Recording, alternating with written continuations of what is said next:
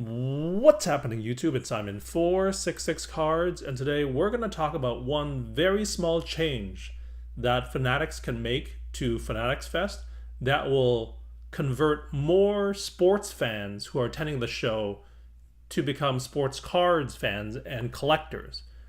Now, as I talk through this video, I'm going to play this walkthrough video by Neo Cards and Comics where he walks on the non-card side of the show floor. So I'm just going to play this video in the background. Thanks to Neo for shooting this. And as this rolls in the background, I want you to note all the different types of people that you see in this video that do not look like your stereotypical card collectors. Whatever that stereotype you have in your mind, whatever demographic you think that is in cards, there is clearly people here that do not fit that description, and I would say a large majority of them do not fit that description. And so that is the target market for Topps and Fanatics, is to convert all of these people to being a collector and to being a purchaser of sports cards. But the show floor is split up on the Fanatics Fest format.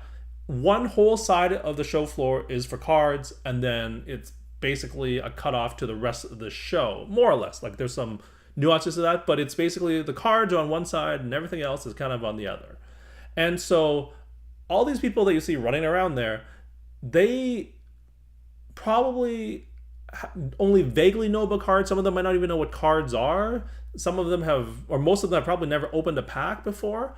And so it's not enough to just have a card show happening on the same floor as the rest of this really cool show that they've put together. And again, this looks awesome here. It's not enough to just have something that is adjacent and hope that that's enough to convert people. Like, it's better than nothing for sure, and it's better than what has been done in the hobby previously. It's very convenient to have someone to just be able to walk over to the other side of the show floor to be able to see what's happening on the side. But that's not the same as actually being in the hobby. If it's something you've never tried before, if you've never opened a pack before, then you're still not fully engaged in the hobby. And so my idea is pretty simple.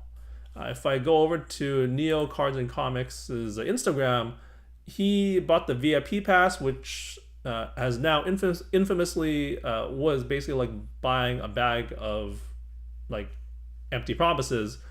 But they did get a bunch of these Topps Heritage cards and some other cards that are not worth a lot. Like you see here, he got a bunch of baseball packs. But if you look at these packs, and I think that's what these are, they sell for less than $4. So one of these packs is less than $1 a piece, or $1 a piece.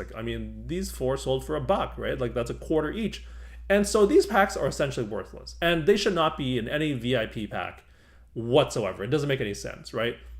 But what Topps and Fanatics should do is just give one of these to every single person who enters the show each day.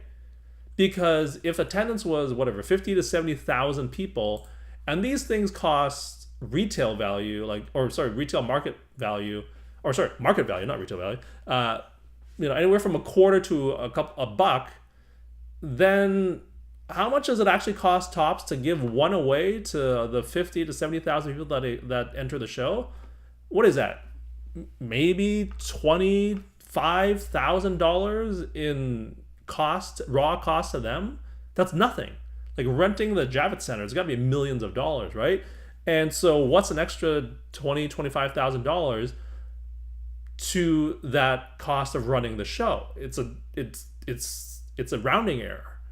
But think of what would happen if you get this little guy opening a pack because he gets one for free for just being at the show. What about this girl here and her dad probably getting a pack?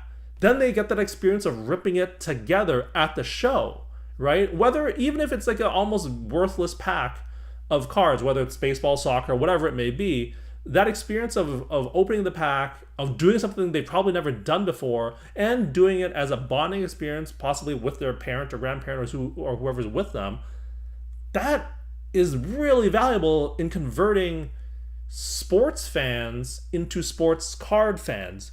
Like imagine, let's pick someone else here. Like this little kid here. What if he gets to open a pack for the first time, right? What if these two kids it looks like they're part of this family here.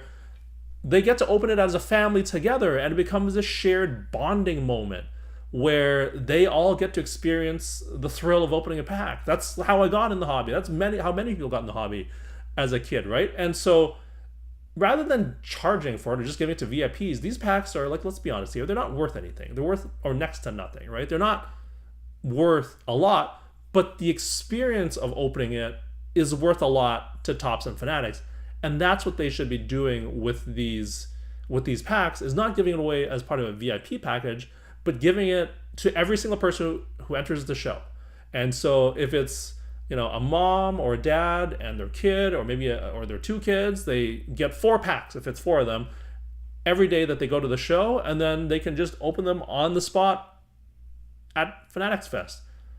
And like I said, it costs Topps and Fanatics maybe 20 grand to supply 50,000 packs. That sounds like a really, really good ROI. You spend $1 a piece, maybe, probably less than that, to market to 50 to 70,000 people. If you ever have done any marketing, and it's probably more like a quarter for each pack for cost of them. If you've ever done any marketing, you know that the cost to acquire is way higher than that, way higher.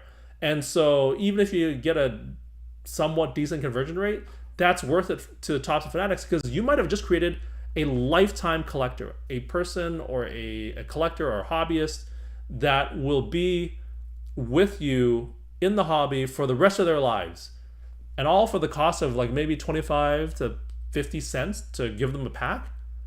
Seems like a great deal to me. So that's the idea.